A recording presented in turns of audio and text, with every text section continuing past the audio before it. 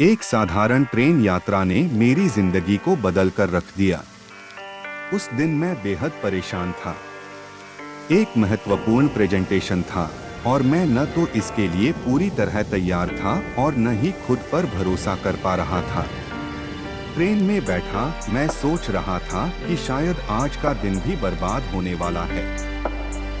Train की हर चाल, शोर और लोगों की भीड़ सब कुछ मेरे दिमाग को और भारी बना रहा था।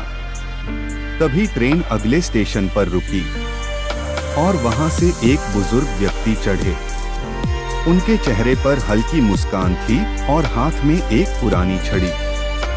वे धीरे धीरे मेरे पास आकर बैठ गए। मैंने बस एक हल्की मुस्कान के साथ उनकी तरफ देखा और वापस अपनी सोच में डूब गया।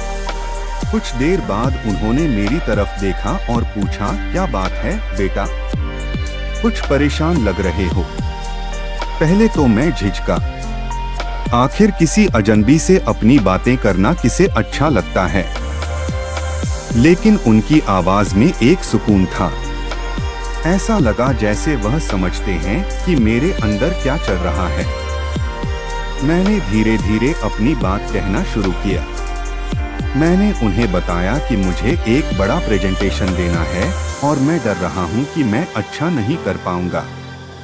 मैंने कहा कि मुझे ऐसा लगता है कि हर बार मैं असफल हो जाता हूं। उन्होंने ध्यान से सुना, एक भी शब्द बीच में नहीं कहा। जब मैं अपनी सारी बातें कह चुका तो उन्होंने गहरी सांस ली और बोले, डर सबसे ज्यादा तब बढ़ता है जब हम उसे नजरअंदाज करते हैं।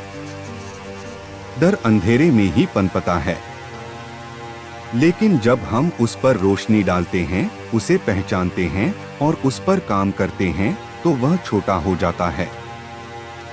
मैंने उनकी तरफ देखा। उनकी बातों में गहराई थी, लेकिन मैं पूरी तरह समझ नहीं पाया।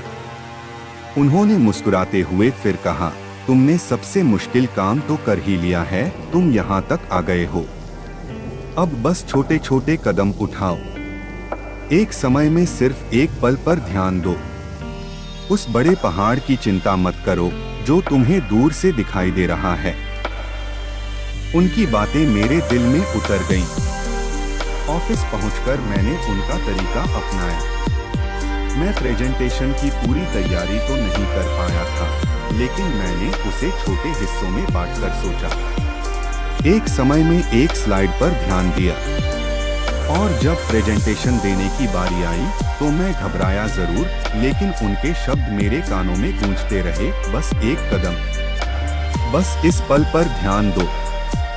उस दिन का प्रेजेंटेशन परफेक्ट नहीं था, लेकिन मैं कह सकता हूँ कि वह ईमानदार था।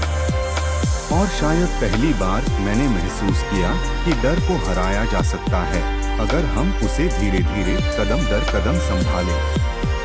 कुछ हफ्ते बाद मैं फिर उसी ट्रेन में था। अपनी फाइलों में उलझा हुआ था जब अचानक मेरी नजर सामने बैठे एक बुजुर्ग व्यक्ति पर पड़ी।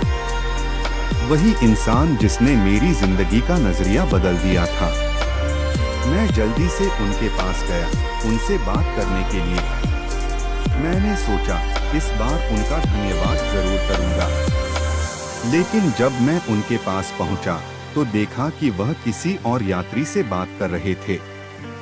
मैंने सुना कि वह उसी सलाह को दोहरा रहे थे जो उन्होंने मुझे दी थी।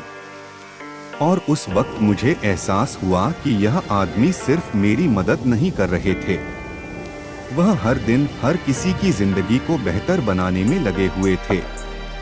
उनका नाम तक मुझे कभी नहीं पता चला, लेकिन उनकी बातें आज भी मेरे साथ हैं।